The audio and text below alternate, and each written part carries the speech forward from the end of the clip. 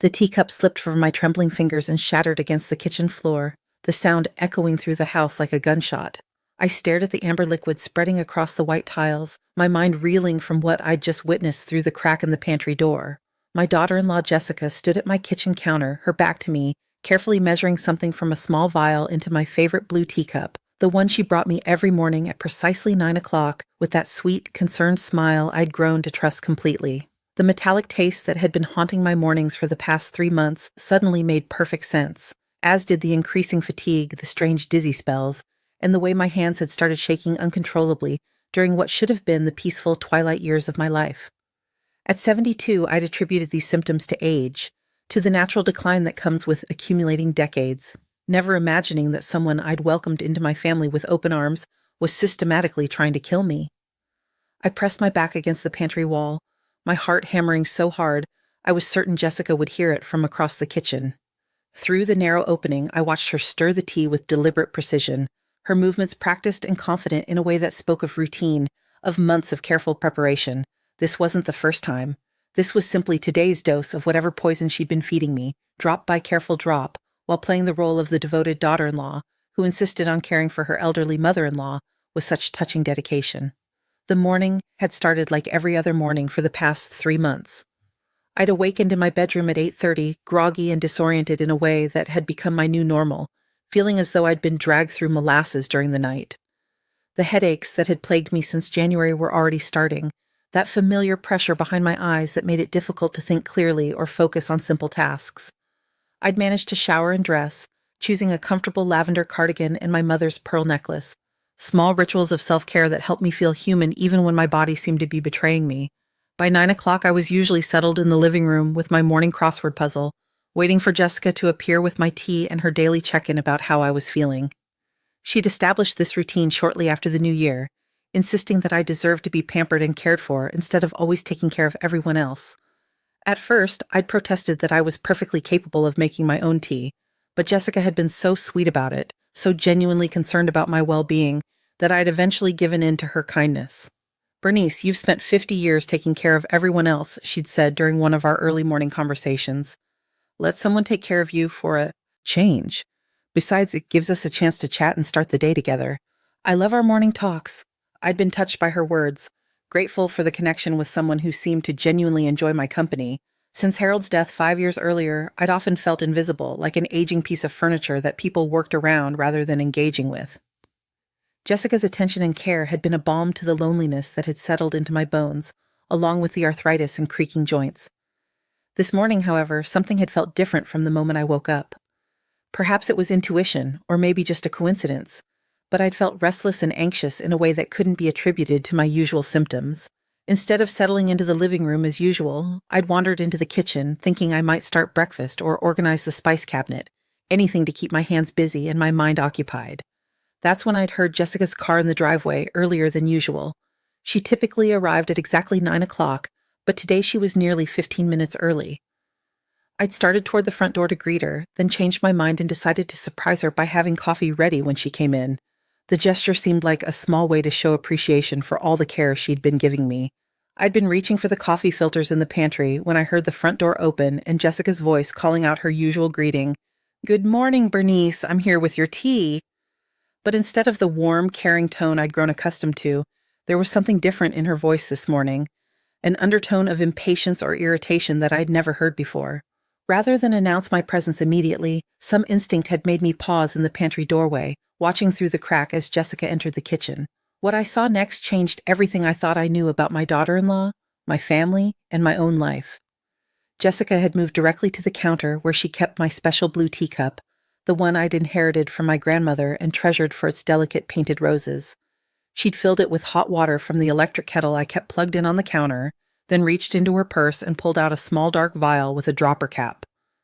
The movements were practiced, efficient, completely routine. This was clearly something she'd done many times before. I watched in horrified fascination as she carefully measured several drops from the vial into the steaming water, stirring it with a teaspoon she'd taken from the drawer. The liquid had no color that I could see, no obvious smell, nothing that would alert a trusting victim to its presence. She'd then added a tea bag, Earl Grey, my favorite, and let it steep for exactly 3 minutes, timing it on her watch with the precision of someone following a carefully calculated formula. The domesticity of the scene was what made it so deeply disturbing.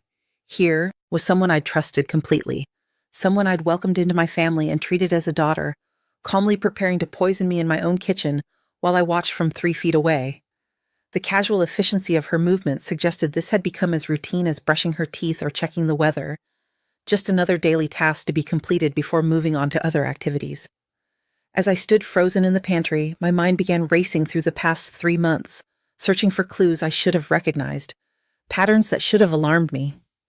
The symptoms had started gradually in late January, just after Jessica had insisted on taking over my morning routine as a New Year's resolution to be more helpful around the house.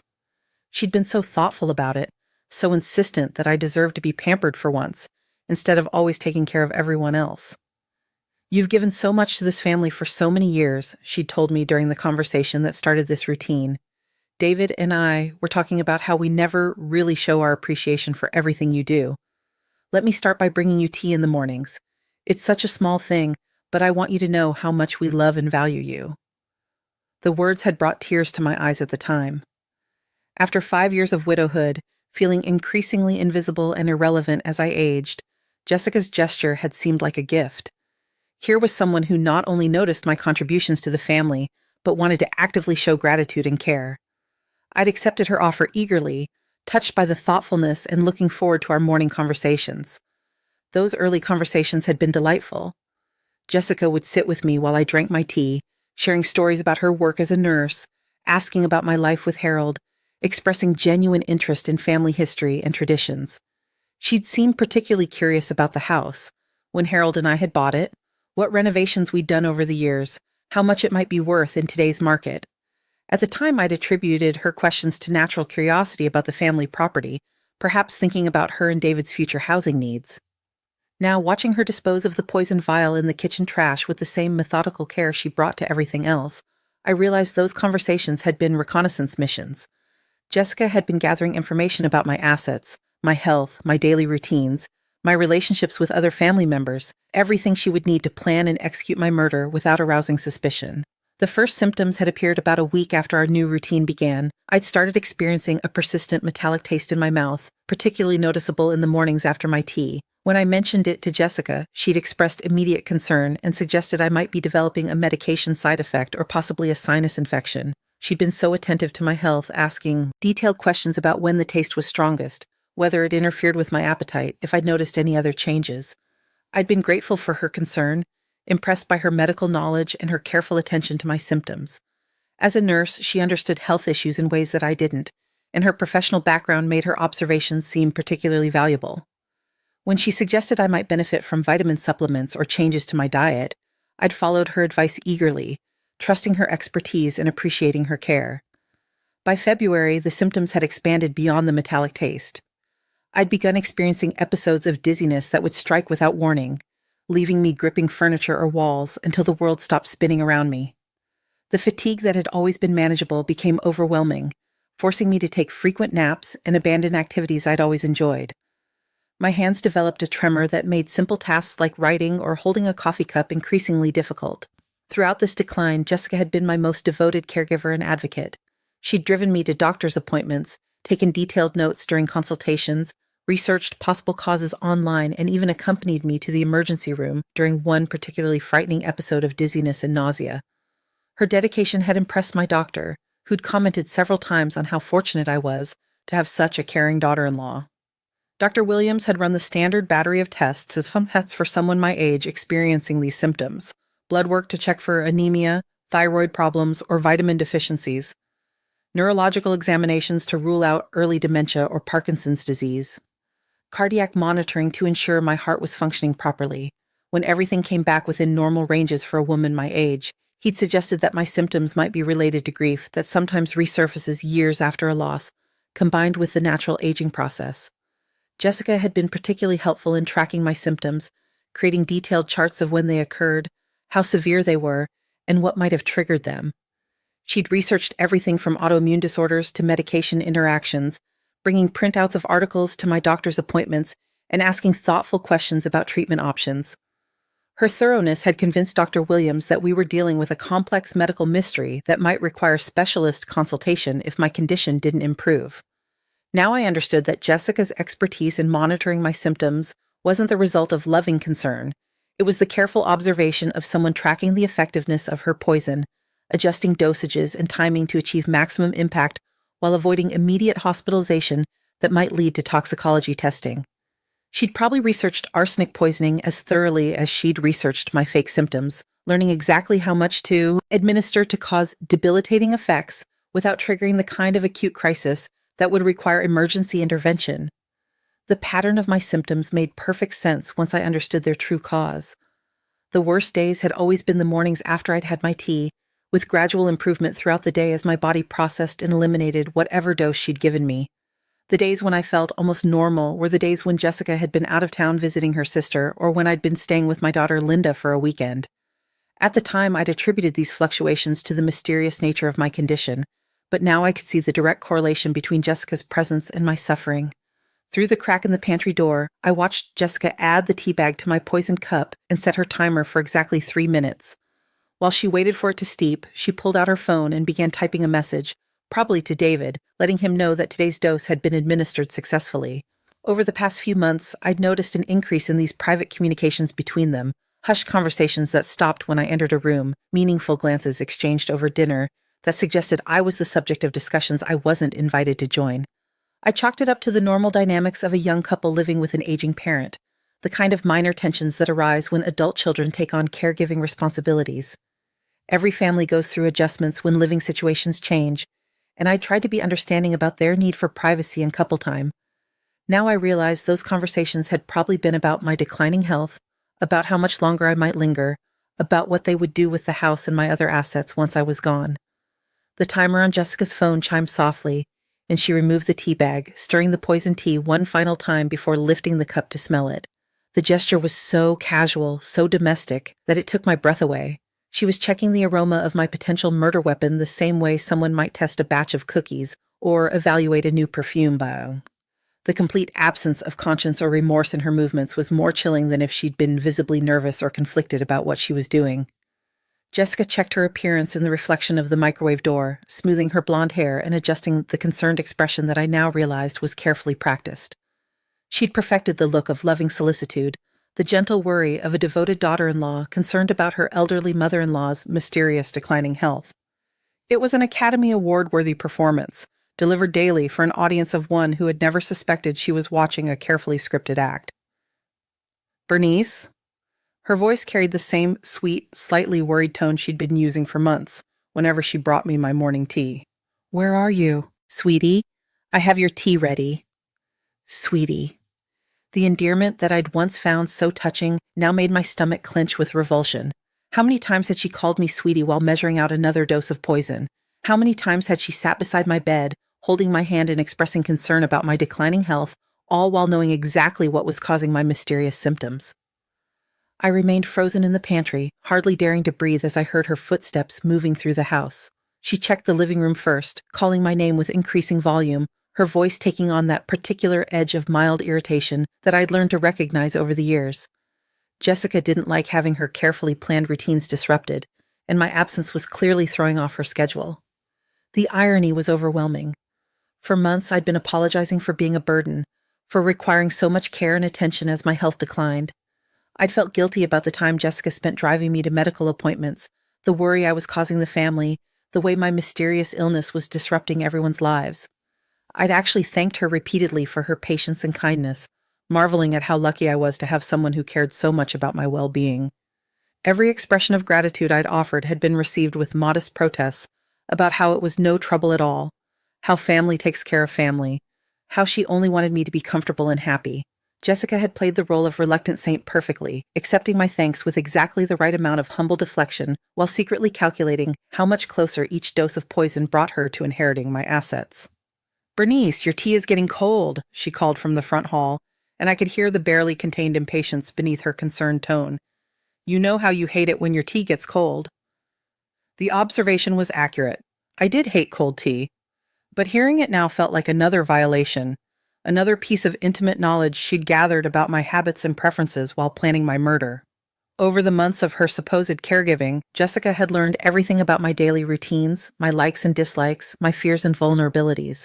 She knew I was self-conscious about being a burden on the family, that I worried about my declining health, that I trusted medical professionals and followed their advice religiously. She'd used every piece of that intimate knowledge to make her murder plot more effective. The morning tea routine had been perfect because it played into my desire to feel cared for while giving her unsupervised access to something I consumed completely every single day. The gradual onset of symptoms had been ideal because it mimicked the kind of mysterious health decline that could easily be attributed to aging, grief, or stress. Even her background as a nurse had been weaponized, giving her credibility when she offered medical opinions, and making her detailed tracking of my symptoms seem like professional competence rather than criminal monitoring. My legs were starting to cramp from standing motionless in the cramped pantry, but I didn't dare move until I was certain Jessica had left the kitchen. Through the crack in the door, I could see her pacing back and forth, her movements becoming more agitated with each pass. She checked her watch twice, muttered something under her breath that I couldn't quite make out, and finally dumped the poisoned tea down the sink. Yeah, drain, washing the cup with unnecessary force. The sound of the poisoned tea going down the drain should have been a relief. One more day I wouldn't be slowly killed by someone I trusted. Instead, it filled me with rage. How many mornings had I sat in my living room, gratefully sipping poison while thanking God for blessing me with such a caring daughter-in-law? How many times had I praised Jessica to friends and neighbors, telling them how lucky I was to have someone who looked after me so thoughtfully? I thought about Mrs. Gates next door, who'd commented just last week on how wonderful it was to see young people taking such good care of their elders. That Jessica is a treasure, she'd said while we chatted over the fence. Not many daughters-in-law would be so devoted to making sure you're comfortable and healthy. Your son chose well when he married her. I'd agreed wholeheartedly, sharing stories about Jessica's daily care, her attention to my health concerns, her willingness to sacrifice her time to drive me to appointments and research my symptoms. Mrs. Gates had listened with the wistful expression of someone whose own adult children live far away and rarely visited, clearly envious of the close family support she perceived me as having. Now I wondered how the conversation would go when Mrs. Gates learned that my treasure of a daughter-in-law had been systematically poisoning me for months. Would she believe it? Would anyone believe it? Jessica's performance had been so convincing, so consistently caring and devoted, that people might assume I was confused or paranoid rather than accepting the reality of attempted murder disguised as family love. The thought made me realize how carefully Jessica had constructed her cover story. By establishing herself as my primary caregiver and health advocate, she'd positioned herself to control the narrative about my declining health. If I died from arsenic poisoning, the symptoms would have been attributed to the mysterious illness she'd been so carefully documenting and researching. She would have been the grieving daughter-in-law who'd done everything possible to save me, the devoted family member who'd been fighting alongside me against an inexplicable medical condition. The funeral would have been heart-wrenching, with Jessica playing the role of bereaved family member who'd lost someone she'd cared for like her own mother. People would have praised her dedication, marveled at how much she'd sacrificed to make my final months comfortable, admired the strength she showed in dealing with such a difficult loss.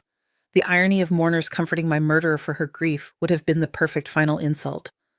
Jessica finished washing the teacup and placed it in the dish drainer with exaggerated care, as if performing for an invisible audience. She checked her watch again, pulled out her phone, and typed a longer message this time, her fingers moving quickly across the screen. Through the glass, I could see her face clearly, and the expression she wore bore no resemblance to the sweet, concerned woman who'd been bringing me tea and expressing worry about my health for months. This face was calculating, irritated, focused on problem-solving rather than caregiving. This was someone who'd invested months in a carefully planned murder and was frustrated by the unexpected complication of a missing victim. She probably had a schedule to maintain, other appointments or activities that depended on completing this morning's dose on time. The realization that my attempted murder was just another item on her daily to-do list, fitted in between grocery shopping and whatever else filled her days, made my hands clench into fists. I forced myself to remain calm and think strategically about what I'd discovered and what I needed to do next. The evidence was overwhelming but circumstantial. I'd seen Jessica put something from a vial into my teacup, but I couldn't prove what the substance was or that it was intended to harm me. The vial itself was now in the kitchen trash, probably rinsed clean and buried beneath coffee grounds and orange peels. My word against hers might not be enough to convince anyone that attempted murder was taking place. But I had advantages that Jessica didn't know about. Despite months of systematic poisoning, my mind was still sharp and my observations were reliable. I had access to medical care through Dr. Williams, who knew about my symptoms and could order toxicology testing if I requested it. Most importantly, I had financial resources that could buy me independence and legal representation if necessary. Harold had been a careful financial planner, and his life insurance policy had left me comfortable enough to live independently for the rest of my natural life. I owned my house outright, had substantial savings and investments, and received both Social Security and Harold's pension benefits. While I'd been generous with family members over the years, I'd never been financially dependent on David and Jessica, which meant I could afford to protect myself without worrying about the economic consequences of family conflict. Jessica had clearly underestimated both my financial independence and my mental acuity. She'd assumed that age and declining health had made me helpless and gullible, someone who could be manipulated and eventually murdered without putting up effective resistance. She'd confused kindness with weakness, generosity with stupidity, and trust with naivety. Those assumptions were about to prove costly. After what felt like hours but was probably only 10 minutes, Jessica finally left the kitchen, her footsteps fading as she headed toward the front of the house. I heard the front door open and close, followed by the sound of her car starting in the driveway. She was leaving, probably to run errands or meet friends, secure in the knowledge that she could try again tomorrow morning with the same routine that had worked so well for months. Only when I was certain she was gone did I emerge from the pantry, my legs stiff and unsteady from standing motionless for so long. The kitchen looked exactly the same as it had every morning for the past 3 months. Clean counters, fresh flowers in the windowsill, my teacup sitting innocently in the dish drainer as if it had never held anything more dangerous than Earl Grey. But everything had changed irrevocably. The safe haven of my own home had been revealed as a trap, and the family I'd embraced with such love and trust had shown their true nature. I walked slowly to the kitchen sink and stared down at the drain where Jessica had poured the poisoned tea. Evidence gone, dissolved into the water system, impossible to recover or test. But the small vial she'd thrown away might still be in the trash, buried beneath the coffee grounds and orange peels I'd watched her use to conceal it. Moving carefully, I pulled the trash bag from its container and spread the contents across newspapers on the kitchen table, searching through the debris with the focused intensity of someone whose life depended on finding proof. The vial was small, smaller than my thumb, made of dark glass with a dropper cap that had been rinsed clean but still carried a faint chemical odor I couldn't identify. There was no label, no identifying marks, nothing that would immediately reveal what substance it had contained. But it was physical evidence, something concrete I could take to the authorities to prove that what I'd witnessed wasn't the confused imagination of an aging woman, but the cold reality of attempted murder. As I sealed the vial in a small plastic bag, my hands shaking with a combination of fear and rage, I began to understand that this discovery was both an ending and a beginning. The ending of my naive trust in family loyalty, of my belief that the people I loved could never deliberately harm me, of the peaceful retirement I'd imagined spending in the house, where I'd built a lifetime of memories. But it was also the beginning of something else, a recognition of my own strength and intelligence, a determination to fight back against people who'd underestimated my capacity for survival, a refusal to be anyone's victim. The phone rang while I was still sitting at the kitchen table, staring at the bagged vial and trying to process the magnitude of what I'd discovered. The caller ID showed David's office number, and for a moment I wondered if I should answer, if I could trust myself to speak normally to my son, knowing what I now knew about his wife. But something told me this call might be important, might provide additional information about their plans. "Hi, Mom," David's voice carried the same forced cheerfulness I'd been hearing for months whenever he talked to me. "Jessica just called and said she couldn't find you this morning when she brought your tea. Are you feeling okay?" The concern in his voice sounded genuine, but now I heard the undertones I'd been missing, the slight impatience, the assumption that I was becoming more confused and helpless, the barely concealed frustration with having to deal with an aging parent's increasing needs. More disturbing was the immediate nature of his call. Jessica had clearly contacted him within minutes of leaving my house, reporting on the failed poisoning attempt as if she were updating him on any other household management issue. "I'm fine, David," I managed to say, proud of how normal my voice sounded despite the turmoil in my mind. "I was just organizing some things in the pantry and didn't hear her arrive. I'm sorry if she was worried." "She was concerned about you," he continued, and I could hear typing in the background suggesting he was multitasking during this supposedly caring phone call. "Your health has been so unpredictable lately, and when you weren't in your usual spot this morning, she thought something might have happened. Maybe we should talk about getting you one of those medical alert systems, just to be safe." A medical alert system. The suggestion might have seemed caring to someone who didn't know what I now knew, but I heard it for what it really was, another way to monitor my activities and ensure that any future medical emergency would be reported immediately to family members who were actively trying to kill me. If I collapsed from a large dose of arsenic, David and Jessica would be the first to know, giving them the opportunity to control how the situation was handled and what information was shared with medical professionals. "That's thoughtful of you to suggest," I replied carefully. "But I think I'm managing fine on my own for now. I'm sorry Jessica was worried. I'll make sure to be in the living room at 9 o'clock tomorrow morning so she doesn't have to search for me." Even as I said the words, I knew there wouldn't be a tomorrow morning tea routine. By this time tomorrow, if everything went according to my rapidly forming plan, David and Jessica would be in police custody, and I would be safe from their attempts to murder me. But I needed to maintain the pretense of normalcy for now. Needed to avoid arousing any suspicion that I'd discovered their plot. "Good," David said, and I heard relief in his voice that I was being cooperative rather than difficult. "Jessica really cares about your well-being, Mom. I hope you appreciate everything she does for you." I do appreciate it, I thought, but didn't say. I appreciate that she's given me the evidence I need to send both of you to prison for attempted murder. After hanging up with David, I sat at the kitchen table for a long time, the bagged vial in front of me, considering my options and planning my next moves. The most important thing was to get medical attention immediately, to find out what substance I'd been consuming and whether any permanent damage had been done to my organs. But I couldn't go to Dr. Williams, who knew David and Jessica, and had been treating my mysterious symptoms without suspecting their true cause. I needed someone objective, someone who could run comprehensive toxicology tests without alerting my would-be murderers that their crime had been discovered. I also needed to document everything I'd witnessed while the details were still fresh in my memory. The exact time Jessica had arrived, the precise manner in which she'd prepared the poisoned tea, the location where she'd disposed of the vial, the phone call from David immediately afterward, all of these details might be crucial evidence in a criminal investigation. I found a legal pad and began writing, recording every detail I could remember about this morning's events and about the pattern of symptoms I'd experienced over the past 3 months. As I wrote, more memories surfaced, conversations with Jessica that now seemed suspicious, questions she'd asked about my financial situation and estate planning, her unusual interest in the details of my insurance policies and investment accounts. Over the past few months, she'd gradually steered our morning conversations toward topics that would give her information about my assets and how they would be distributed after my death. She'd been particularly interested in my will, asking whether I'd updated it recently and whether I'd made any provisions for long-term care if my health continued to decline. At the time, her questions had seemed like the natural concerns of a caring family member who wanted to make sure I'd planned properly for my future needs. Now I realized she'd been gathering intelligence about how quickly she might inherit my assets and whether there were any legal obstacles that might complicate her access to my estate.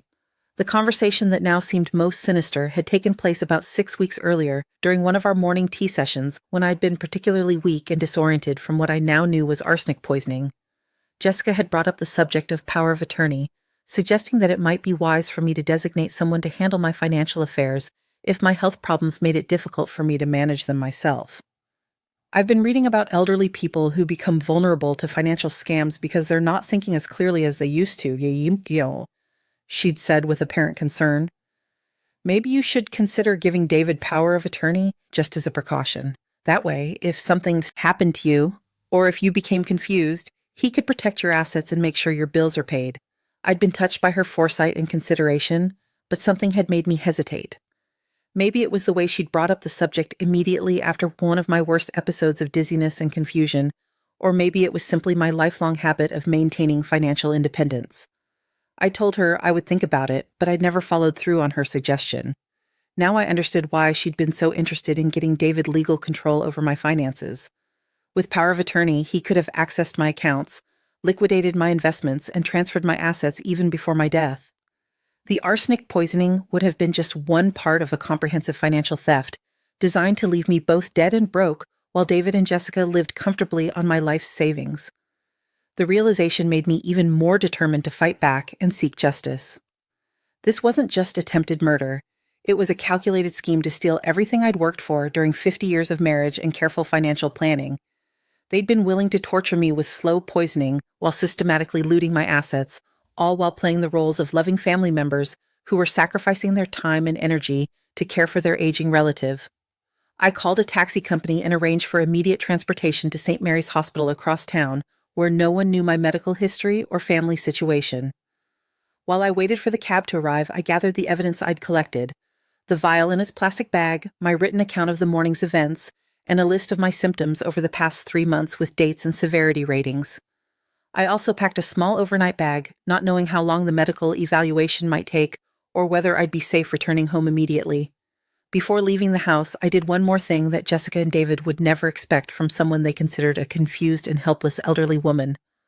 I called my attorney, William Morrison, who'd handled Harold's estate and had been managing my legal affairs for 20 years.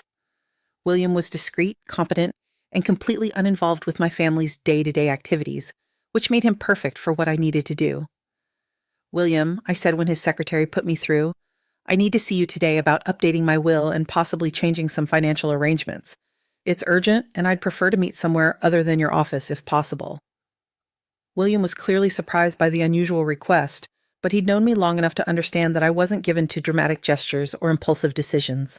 We arranged to meet at his club downtown at 4 o'clock that afternoon, giving me time to deal with the medical emergency first, and then address the legal implications of what I'd discovered. The taxi ride to St. Mary's Hospital gave me time to think about how I would present my situation to the emergency room staff. I needed to sound rational and credible rather than like a paranoid elderly woman imagining elaborate conspiracies. The physical evidence of the vial would help, but I needed to tell my story clearly and logically to ensure they took me seriously and ran the appropriate tests. Dr. Sarah Chen was young, probably in her early 30s, with an efficient manner and kind eyes that reminded me of my own daughter Linda.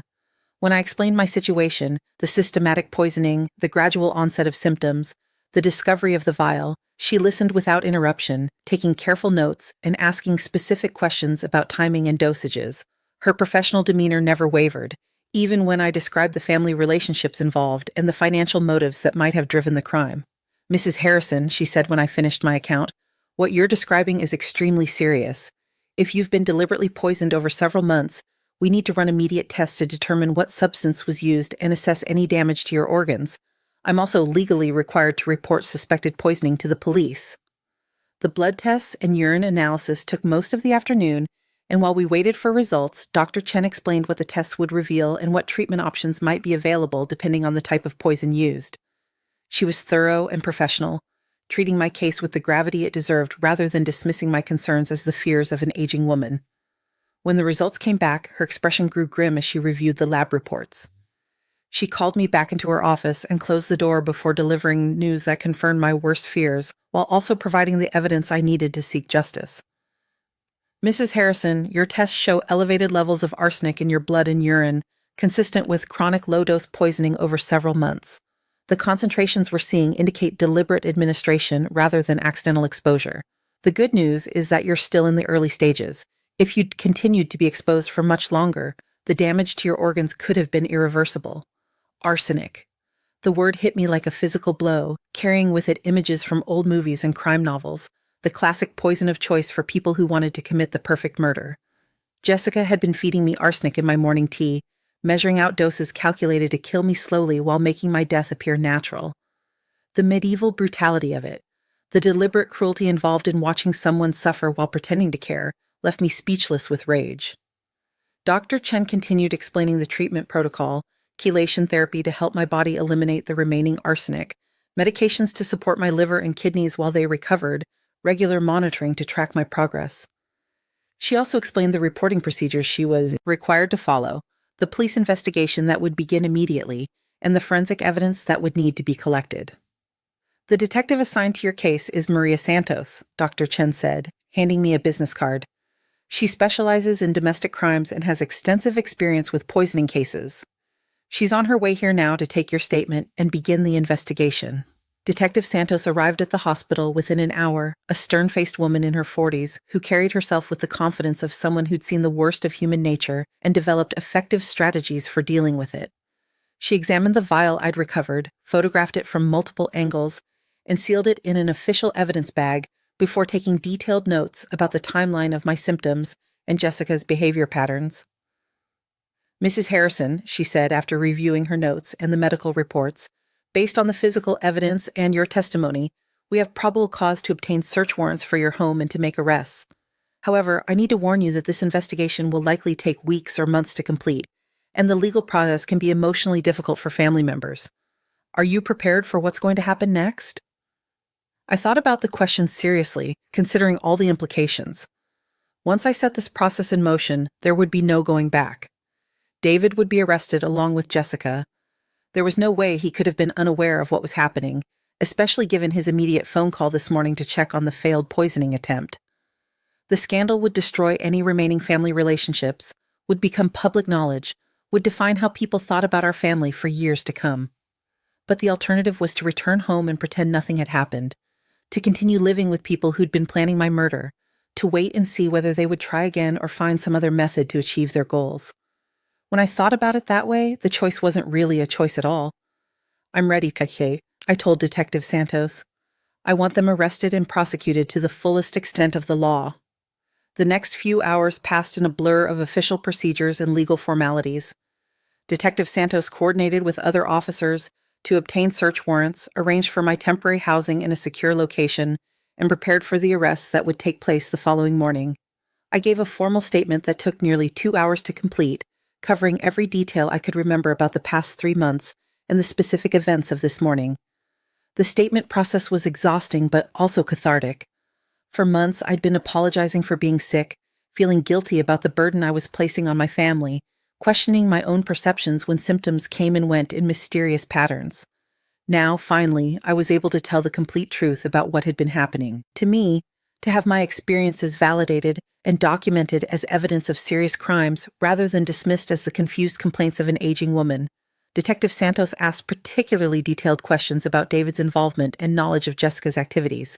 I described his phone call this morning, the timing and content of his questions, the private conversations between him and Jessica that had increased in frequency over the past few months. I also shared information about their financial situation, their living arrangements in my house, and Jessica's questions about my will and assets. "It sounds like this was a conspiracy between both of them," Detective Santos concluded. "Jessica may have been the one physically administering the poison, but David was clearly aware of what was happening and actively supporting the plan. We'll be arresting both of them tomorrow morning." While the police handled the criminal investigation, I kept my appointment with William Morrison at his downtown club. The elegant surroundings of the private dining room where we met seemed surreal given the circumstances I was dealing with. But William's calm professionalism helped ground me in practical considerations about protecting my assets and legal interests. "Bernice," he said after I'd explained the situation, "I need to advise you that criminal charges against family members can sometimes complicate estate planning and inheritance issues. We should take immediate steps to protect your financial interests and ensure that David and Jessica can't access your accounts or challenge your wishes if something happens to you during the legal proceedings." We spent the next 2 hours revising my will, updating my power of attorney designations, and implementing new safeguards for my financial accounts. I removed David as a beneficiary entirely, redirecting his portion of my estate to my daughter Linda and several charities I'd supported over the years. I also established a revocable trust that would protect my assets from any attempts at legal challenges, while ensuring that my wishes would be carried out regardless of the outcome of the criminal cases. William also helped me arrange for professional management of my financial affairs during the investigation and trial period. Rather than leaving myself vulnerable to any attempts at manipulation or coercion, I designated a professional fiduciary service to handle my day-to-day financial needs and major decisions. This would protect me from any pressure to change my mind about prosecution in exchange for financial considerations. "There's one more thing we should discuss," William said as we concluded our business. "Given the serious nature of these charges and the media attention the case is likely to receive, you might want to consider hiring a civil attorney to explore your options for recovering damages. If David and Jessica are convicted, you may be able to sue them for the cost of your medical treatment, pain and suffering, and punitive damages." The idea of a civil lawsuit hadn't occurred to me, but it made perfect sense. Beyond the criminal prosecution, I deserved compensation for the months of suffering they'd inflicted, the medical expenses I'd incurred, and the emotional trauma of discovering that my own family had been trying to murder me. A successful civil case could also ensure that they would never financially benefit from their crimes, even indirectly. That evening, safely installed in a hotel room across town, with security arrangements coordinated by the police department, I called my daughter Linda in Portland to explain what had happened. The conversation was one of the most difficult of my life, trying to find words to describe how her brother and sister-in-law had attempted to poison me without sounding like I'd lost my mind or was exaggerating the situation for dramatic effect. Linda's initial response was disbelief, which I'd expected and prepared for. The idea that David could participate in a plot to murder his own mother was so fundamentally against everything we thought we knew about his character that it seemed easier to assume I was confused or mistaken. But as I walked her through the evidence, the medical tests showing arsenic poisoning, the vial I'd recovered, the detailed timeline of symptoms, and David's immediate phone call after the failed poisoning attempt, her disbelief gradually gave way to shock and then to a protective fury that reminded me of the little girl who used to defend her younger siblings from playground bullies. "Mom," she said when I finished explaining the situation, her voice shaking with emotion, "I'm flying out tomorrow morning. You shouldn't have to deal with this alone. And I'm calling Clyde and Susan tonight to let them know what's happening. The whole family needs to understand what David and Jessica have done." Clyde and Susan were my other two children, David's older siblings who lived in different states and maintained minimal contact with the family. I'd been dreading the conversations with them, knowing how difficult it would be to explain that their youngest brother had tried to murder their mother for financial gain. But Linda was right. They needed to know the truth, both to protect themselves from any similar schemes and to understand why David would no longer be part of family gatherings or inheritance plans. "You don't need to come, Michelle," I told Linda, though I was grateful for her immediate offer of support. "The police have everything under control, and I'll be safe until the arrests are made." "Yes, I do need to come," she replied firmly. "These people tried to kill you. My brother tried to kill you. I'm not leaving you to handle this alone, and I want to be there when they're arrested. I want to see their faces when they realize their victim survived and their crime has been exposed." The unconditional support in her voice nearly broke through the emotional numbness that had been protecting me all day. For months, I'd been surrounded by people who were systematically betraying my trust while I slowly died from their poison. To hear someone respond with immediate love and protection, without questions or doubts or requests for additional proof, reminded me that real family loyalty still existed somewhere in the world.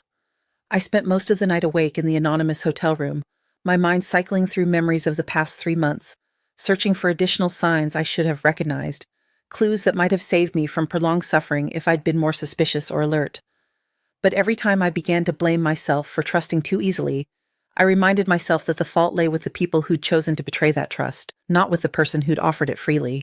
The most painful realizations came when I thought about specific moments over the past few months when Jessica had seemed particularly caring or David had expressed genuine concern about my health.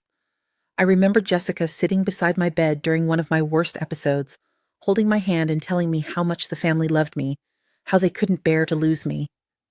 I remembered David bringing me flowers after a particularly frightening doctor's appointment, saying he was sorry I had to go through such uncertainty about my health.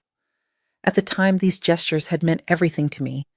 They'd been proof that I mattered to my family, that my life had value beyond my financial assets, that I would be genuinely mourned if my mysterious illness eventually claimed my life.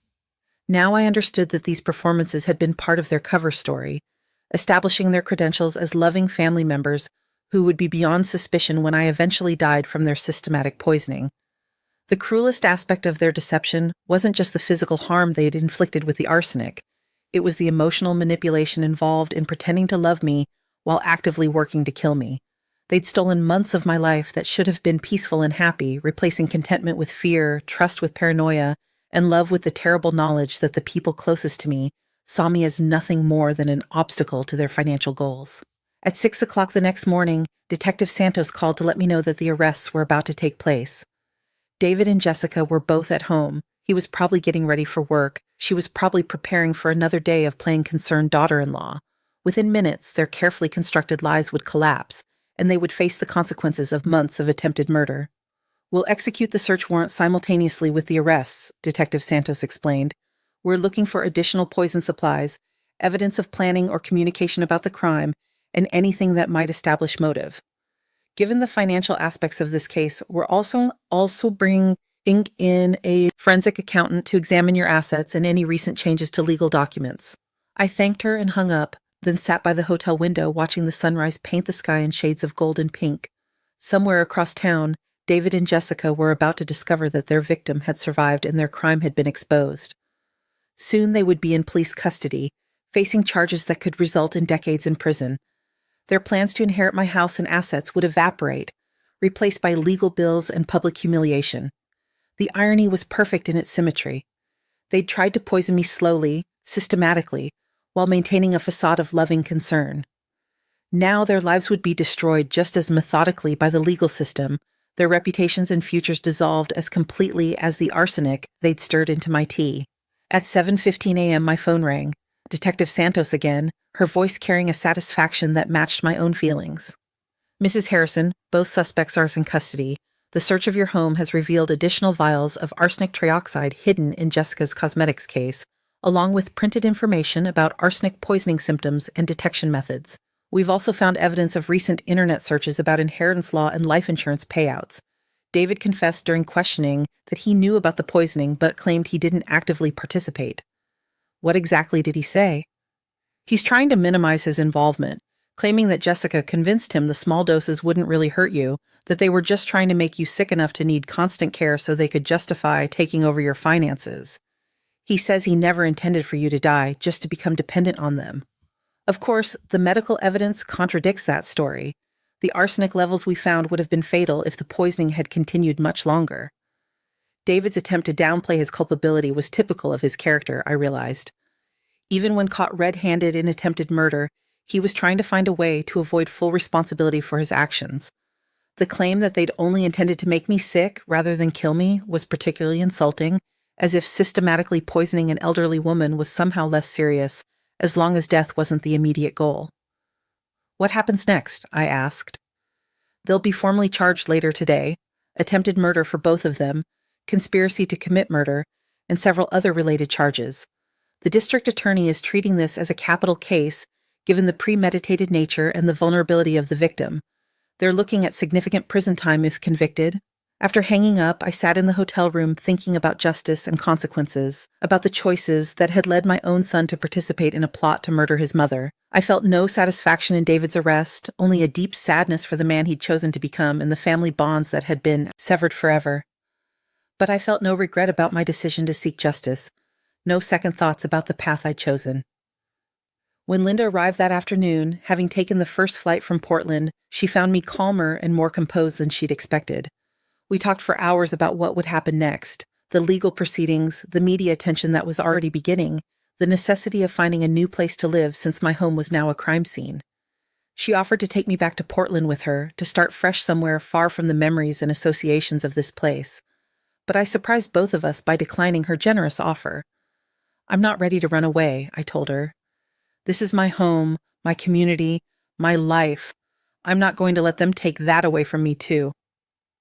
Over the following weeks, as the investigation continued and the media picked up the story, I learned details about David and Jessica's plot that made their betrayal even more shocking. The forensic computer analysis revealed that they'd been researching arsenic poisoning for over 6 months before beginning their campaign against me. They'd studied dosage calculations, symptom progression, detection methods, and legal precedents for inheritance challenges in cases where elderly victims died under suspicious circumstances.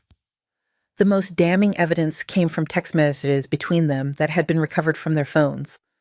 These communications revealed the cold calculation behind their actions and the complete absence of genuine affection or concern for my well-being.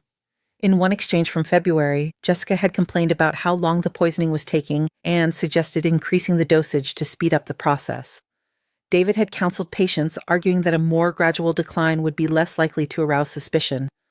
Another text thread from March showed them discussing how to handle my increasing medical appointments and the possibility that Dr. Williams might refer me to a specialist who could detect the poisoning. They debated whether to discourage me from seeking additional medical care or to find ways to control which doctors I saw and what tests were performed. Jessica had suggested that she could use her nursing background to influence my medical decisions and ensure that the right narrative was maintained. Perhaps most disturbing were the messages about their plans for after my death. They'd discussed the timeline for selling my house, liquidating my investments, and spending the inheritance money. Jessica had made lists of things she wanted to buy: a new car, expensive jewelry, vacation destinations. David had researched investment strategies for managing a sudden windfall. They'd even discussed whether to maintain the pretense of grief for a full year, or whether they could begin enjoying their newfound wealth more quickly. Reading these messages was like discovering that people I'd loved and trusted had seen me as nothing more than a financial asset to be liquidated as efficiently as possible. The casual tone of their discussions about my murder, the complete absence of guilt or hesitation, revealed a level of callousness that was almost incomprehensible. These weren't desperate people driven to extreme measures by financial crisis. They were simply greedy individuals who'd decided that killing me was easier than waiting for natural inheritance. The investigation also revealed that this wasn't their first attempt at financial exploitation within the family. Jessica had been systematically stealing small amounts from my household accounts for months, forging my signature on checks and making unauthorized withdrawals that she'd covered up by manipulating my bank statements. David had been aware of these thefts and had helped her develop methods for avoiding detection. They'd also been planning to challenge my will after my death, claiming that I'd been mentally incompetent when I'd written the documents that left most of my estate to my children equally. They'd consulted with lawyers about inheritance law, researched precedents for successful will contests, and gathered what they believed was evidence of my declining mental capacity. The arsenic poisoning was meant to provide additional support for their claims by creating documented medical evidence of cognitive decline and confusion. The financial investigation revealed the full scope of their scheme. Beyond the immediate goal of inheriting my estate, they'd been planning to use their power as my heirs to liquidate assets quickly and invest the proceeds in ways that would be difficult to trace or recover. They'd researched offshore banking options, cryptocurrency investments, and other financial instruments that would allow them to hide stolen wealth from potential legal challenges by other family members. Most shocking was the discovery that they'd taken out a substantial life insurance policy on me without my knowledge, using forged documents and Jessica's access to my personal information from her role as my caregiver. The policy would have paid them an additional $200,000 upon my death, money that would have been completely separate from my estate and immune to challenges from other beneficiaries. As these details emerged, I found myself grateful for the instinct that had made me hesitate when Jessica suggested giving David power of attorney over my finances. If I'd followed her advice, they would have had legal access to my accounts and investments even before my death, allowing them to steal everything I owned while keeping me alive just long enough to avoid immediate suspicion. The media coverage of the case was extensive and largely sympathetic to my situation, though I was careful to limit my public statements to avoid compromising the prosecution. The story resonated with many people who had elderly relatives and worried about financial exploitation within families. Several advocacy organizations reached out to ask if I would speak about elder abuse and the warning signs that family members and friends should watch for. The most satisfying aspect of the media attention was seeing how David and Jessica's reputations were thoroughly destroyed by the publicity.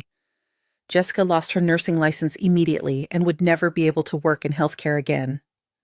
David was fired from his position at the accounting firm where he'd worked for 15 years, and his professional certifications were revoked pending the outcome of the criminal trial. Their friends and colleagues distanced themselves from the scandal, leaving them isolated and unemployed as they faced serious criminal charges. The legal proceedings moved forward with impressive efficiency. The district attorney's office was clearly committed to securing convictions and maximum sentences, recognizing that the case involved particularly vulnerable victims and carefully planned crimes that deserved severe punishment. Both David and Jessica were denied bail due to the seriousness of the charges and the risk that they might flee or attempt to intimidate witnesses. During the months leading up to trial, I underwent extensive medical treatment to eliminate the remaining arsenic from my system and repair the damage that had been done to my organs. The chelation therapy was successful, though it left me weak and nauseated for weeks. More challenging was the psychological recovery from learning that people I'd trusted completely had been systematically trying to kill me while pretending to love and care for me. I worked with a therapist who specialized in trauma recovery and family betrayal, learning techniques for processing the complex emotions involved in being victimized by my own family members. The hardest part wasn't the anger. That was clean and justified and relatively easy to manage. The hardest part was grieving the loss of relationships I'd thought were real, coming to terms with the fact that the love and care I'd believed I was receiving had been nothing more than manipulation and deception. The therapist helped me understand that David and Jessica's actions reflected their own moral failures rather than any inadequacy on my part. I hadn't been foolish to trust them. I'd been normal and healthy in extending love and care to family members. They had been abnormal in choosing to exploit that trust for financial gain. The betrayal said everything about their character and nothing about mine. As the trial date approached, I was contacted by the prosecution team to discuss my testimony and prepare for what would likely be intense cross-examination by the defense attorneys. They warned me that David and Jessica's lawyers would probably try to portray me as a confused elderly woman who'd misinterpreted innocent actions, or possibly as someone with financial motives for making false accusations against family members. I felt confident about my ability to testify effectively. The physical evidence was overwhelming. My memory of events was clear and detailed, and my financial independence meant I had no ulterior motives for pursuing prosecution. More importantly, the months since the arrests had given